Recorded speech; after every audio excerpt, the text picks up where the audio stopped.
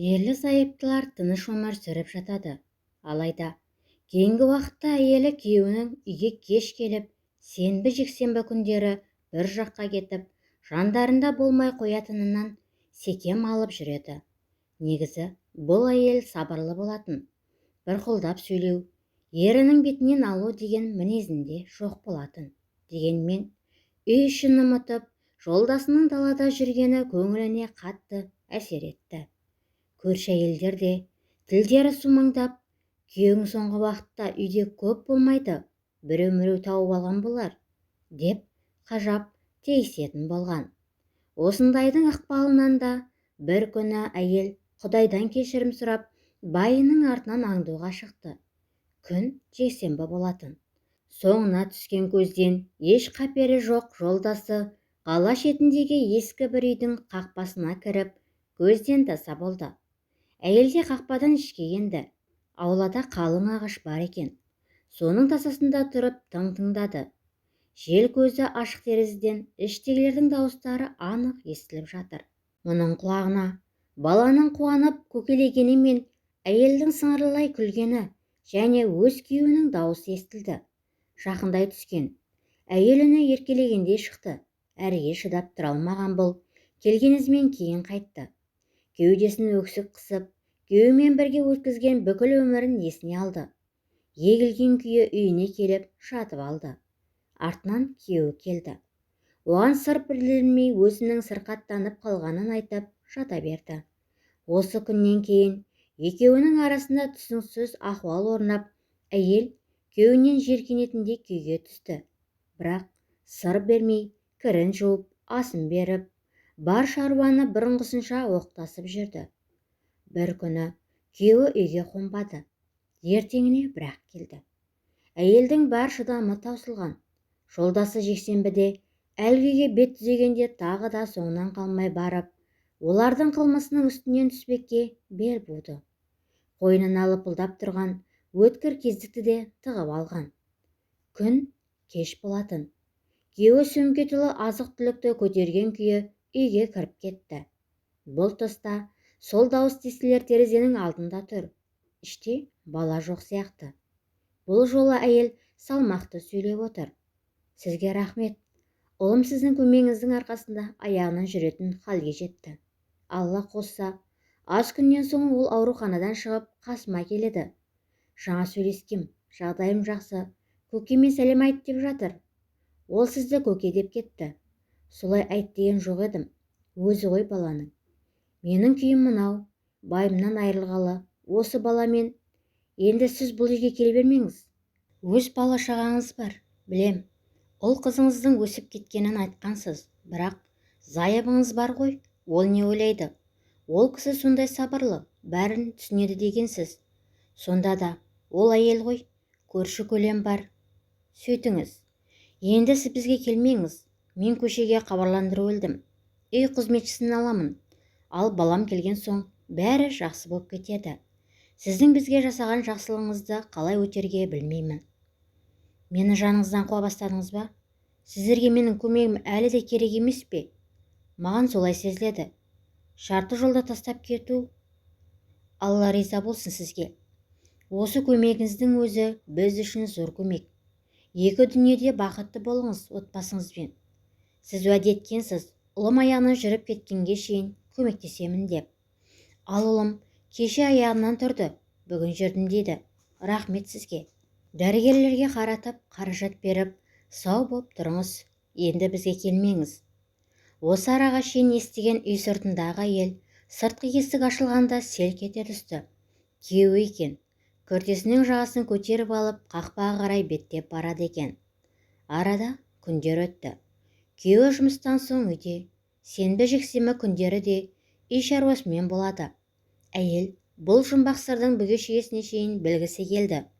Мұның күйеуін көке деп атайтын не қылған бала? Ана бейтаныс әйел кім? Оларға неге көмектесіп жүр? Бәрі жатқан жұмбақ. Әйел арада апта өткенде сол әйелдің үйіне барды. Есік қақты. 10-13 жаста шамасындағы ұл бала есік ашты. Аяғын сәл сылтый басатыны болмаса шауып жүр.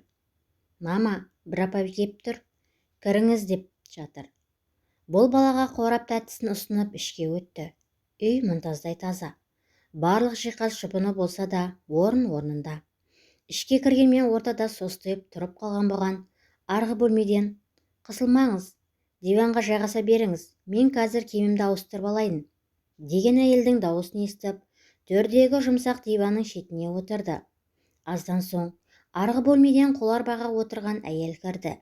Денесінің тек үстіңгі жағы бар екен. Бұл үндей алмай қалды. «Сәлеметсіз бе? О, әдемі әйел бізге неге келді екен?» Мен сіздің хабарландыруды оқып». «Қандай хабарландыру?» «Үй қызметшісі керек деген».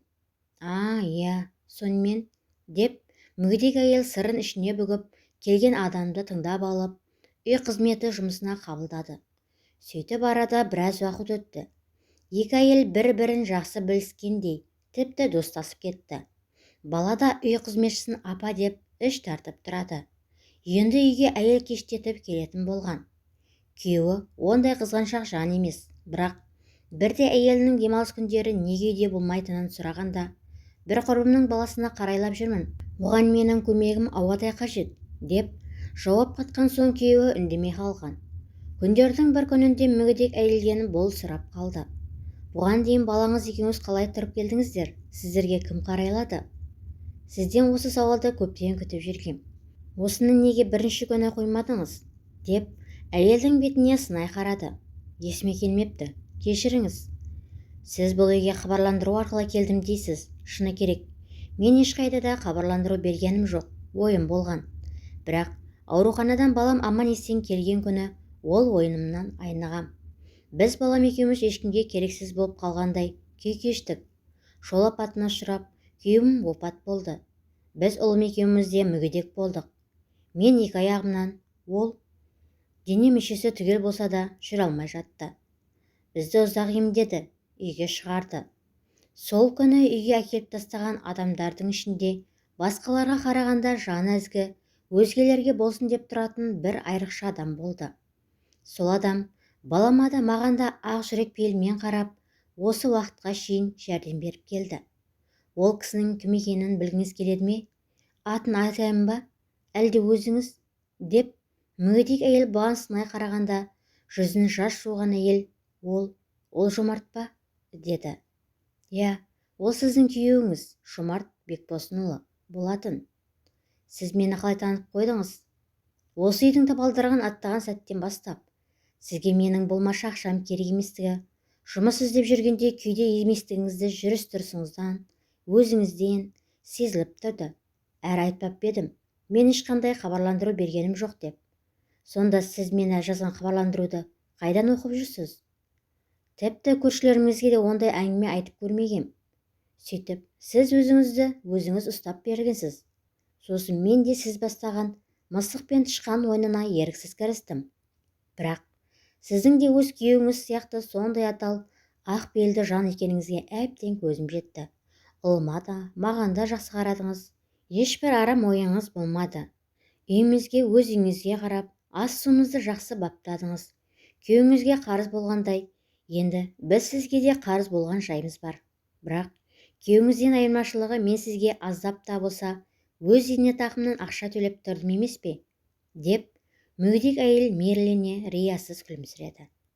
Қызметші әйел де күлімсіреп, ол берген бүкіл қаражатқа осы үйге керекті нәрселер алып, үйді қысқа қамдағанын, бір тиынын да шашу шығармай осында қалдырғанын айтып, екі құрба тағы жарқын күлкінің шуағына бөленді.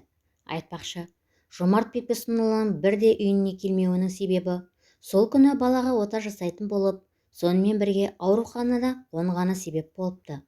Оның бәрі енді айтылып, белгілі болып жатыр. Екі әйел сыр шертісіп, әбден дос болып алған.